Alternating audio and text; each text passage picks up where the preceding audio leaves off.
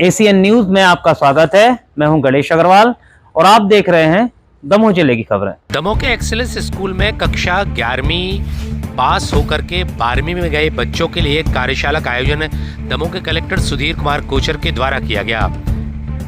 दमोह के कलेक्टर सुधीर कुमार कोचर के द्वारा 80-85% से ऊपर आने वाले प्रतिशत लाने वाले बच्चों की एक कार्यशाला एक्सीलेंस स्कूल में आयोजित की गई।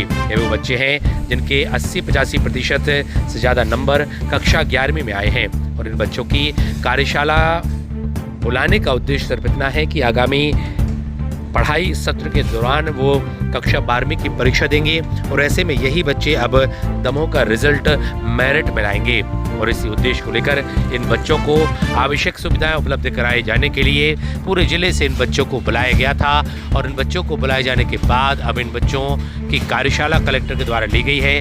उनसे उनकी सुविधाओं असुविधाओं के विषय में जानकारी एकत्रित की गई है और अब उसी सुविधा असुविधा के हिसाब से बच्चों के लिए सुविधाएं उपलब्ध कराई जाएंगी और उनसे एक बेहतर रिजल्ट की अपेक्षा की जाएगी।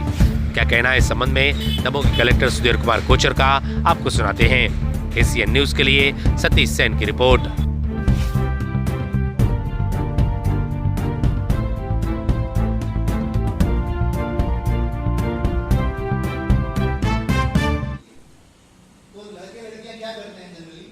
मार्च अप्रैल से शुरू करके मई जून तक मैक्सिमम स्कूल का सिलेबस कंप्लीट कर डालना।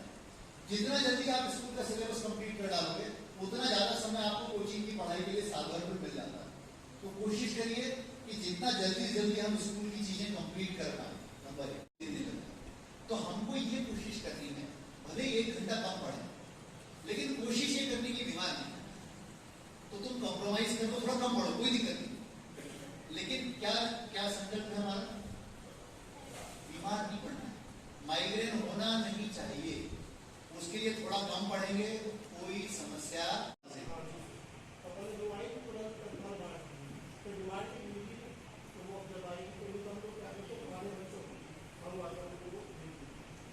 इनको कम से कम कहाँ से आप यहाँ पर व्यवस्था कराइए। ये पाठ्य पुस्तक नियम साथी ठीक कि पूरे साल अवेलेबल रहे मटेरियल बच्चों। और एक काम करते हैं, एग्रीकल्चर डिपार्टमेंट वालों की टीम वहाँ भेजते हैं। कहाँ एग्रीकल्चर है आपके?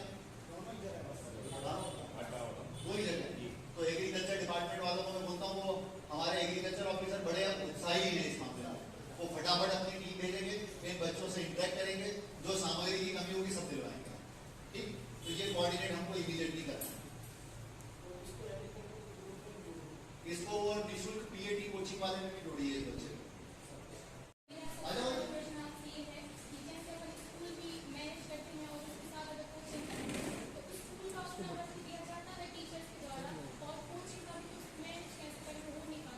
ये बहुत ही इंपॉर्टेंट पॉइंट है सभी बच्चों की, दोनों की पढ़ाई में, कॉम्पिटिटिव एग्जाम की पढ़ाई और स्कूल की पढ़ाई में बैलेंस कैसे करना।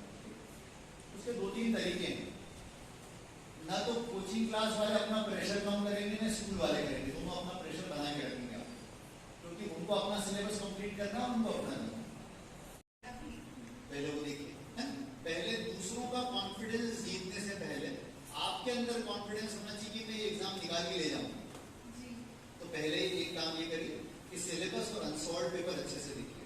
इससे आपको समझ में आएगा कि ये मेरे बस का है भी कि नहीं, ये मैं कर भी पाऊंगी कि नहीं। यदि आपको लगता है कि आप कर पाएंगे, हमारे यहाँ की नीट क्लासेस ज्वाइन करिए जो हम शुरू करने वाले हैं अगले महीने से। वो पूरी क्लास है, उसको आप अच्छे से ज्वाइन करिए। नंबर 1। नंबर 2, नंबर तीसरा देखो क्या होता है कि पेरेंट्स तब तक शंका में रहते हैं जब तक कि आप प्रूव नहीं करते। The moment you will prove yourself सब शांत हो जाएगा। यदि तुम्हारी नीट में अच्छी रैंक आ जाती, यदि तुम अच्छे नंबर से पास हो जाती, तो हर व्यक्ति तुम्हारे लिए एग्री हो जाए।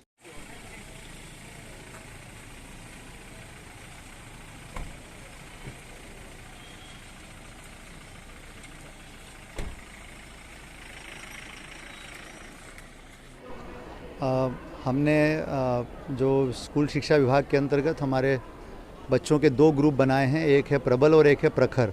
तो प्रबल बच्चे वो हैं जो कि ई और डी श्रेणी में आए हैं, और दूसरे जो प्रखर बच्चे वो हैं जो ए श्रेणी में आए हैं। यानी जिन बच्चों के 85% या उससे ज़्यादा मार्क्स आए हैं 11th में, उन बच्चों को आज हमने यहाँ बुलाया था। और हमने इसलिए बुलाया था क्योंकि उनका भी पूरा साल 12th का है। तो इन बच्चों की परेशानियाँ क्या हैं, इन बच्चों को पढ़ाई में हमसे किस तरह की मदद चाहिए, ये सब चीज़ें जानने के लिए आज हमने लगभग 150 बच्चे पूरे ज़िले के आए हैं यहाँ पर, और हमने इनसे 1-to-1 अभी चर्चा की है। इसके बाद हमारे विषय विशेषज्ञ इनसे चर्चा करेंगे और इनकी समस्याएं निकल कर के सामने आई हैं। हमने इनके व्हाट्सएप ग्रुप बनाए हैं और अब हम लगातार इनकी मेंटरिंग करेंगे, और हमने इनको यह आश्वासन दिया है कि इनको किसी भी प्रकार की दिक्कत नहीं आने दी जाएगी।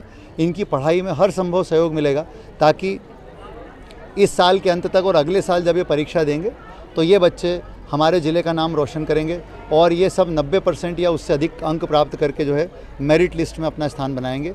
ये प्रयास हमारा रहेगा। इस उद्देश्य से हमने ये कार्यशाला आयोजित की थी।